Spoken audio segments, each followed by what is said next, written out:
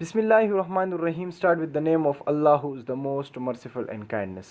Welcome my channel Amjid Ali science lectures.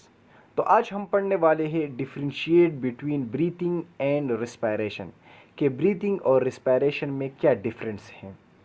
इससे पहले मैंने वीडियो बनाई थी डिफिनीशन के बारे में, ब्रीथिंग और रिस्पायरेशन की डिफिनीशन हमने की थी और उसको हमने समझा था।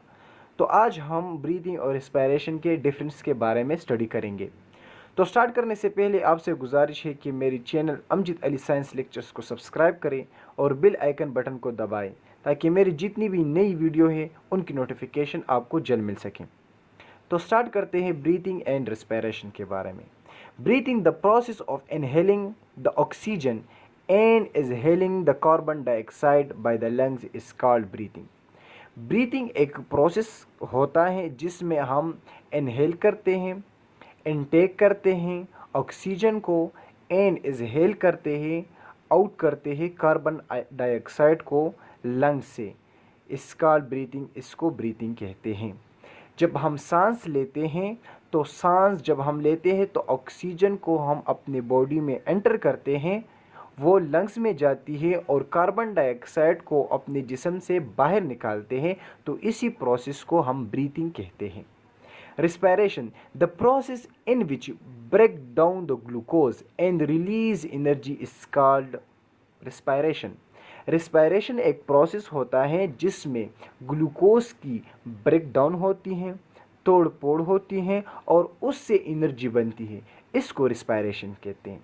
जब हम खाना खाते हैं, हम गोश्त खाते हैं, हम मिल्क पीते हैं, हम ग्लूकोज खाते हैं, तो वही ग्लूकोज, वही खाना, वही मिल्क, वही जूस हम जो है खा के हमारी जिस्म में उस ग्लूकोज की जो है ब्रेक डाउन हो जाती है, मेटाबॉलिज्म हो जाती है, तोड़ फोड़ हो जाती है और उससे एनर्जी बनती है। और वही एनर्जी फिर हम इस्तेमाल करते हैं, यूज़ करते हैं।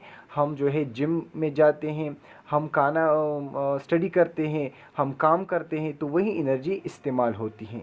तो इस प्रोसेस में क्या होता है कि ग्लूकोज जो हम खाते हैं उसकी ब्रेक डाउन हो जाती है और उससे एनर्जी बनती है। इसको रिस्पायरेशन कहते हैं। दूसरा डिफरेंस क्या है? Breathing takes place in the lungs. Breathing जो है ये लंग्स में होती है, हमारे जिस्म में और कोई ऑर्गन्स में नहीं, बल्कि ये सिर्फ लंग्स में जाती हैं ये ऑक्सीजन, और वहाँ से हम कार्बन डाइऑक्साइड को बाहर निकालते हैं। तो यही प्रोसेस जो है लंग्स में होती है। Respiration occur in cell. Respiration जो है ये सेल में होती है। हमारे जिस्म जो है ये सेल से बना हुआ है, बिलियन ट्रिलियन सेल से बना हुआ है, तो हर सेल में ये रिस्पायरेशन का प्रोसेस होता है। There is no energy production during this process.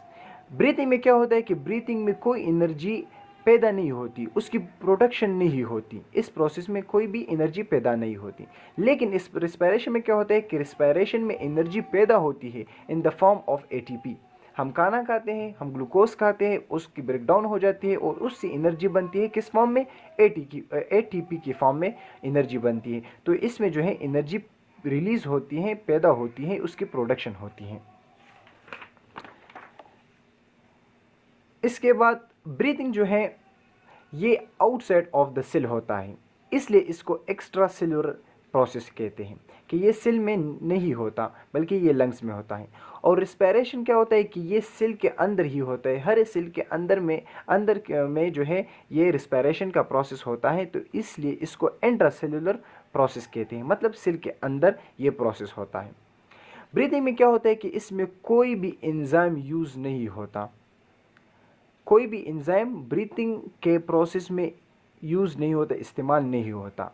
लेकिन रिस्पायरेशन प्रोसेस में बहुत से एंजाइम बहुत से इम्पोर्टेंट रोल अदा करते हैं। रिस्पायरेशन के प्रोसेस में बहुत से एंजाइम इस प्रोसेस में जो है अपने इम्पोर्टेंट रोल अदा करते हैं। ब्रीथिंग में क्या होता है कि ब्रीथिंग में जो है हम जब ब्रीथिंग करते हैं तो उसमें ऑर्गन यूज़ होती हैं, नोज़ और लंग्स जो है इसके थ्रू हम ब्रीथिंग करते हैं। और रिस्पायरेशन में जो है ये प्रोसेस सेल में होती है, और सेल में जो है ऑर्गेनेल्स में होती है, और स्पेशली जो है माइटोकॉन्ड्रिया में होती है। इसलिए माइटोकॉन्ड्रिया को हम the power house of the cell भी कहते हैं। उम्मीद करता हूँ कि आपको समझ आ गई होगी इस टॉपिक की। अगर आपको इस टॉपिक की समझ आ गई होगी तो कमेंट सेक्शन में हमें ज़रूर बताएं। Thank you so much.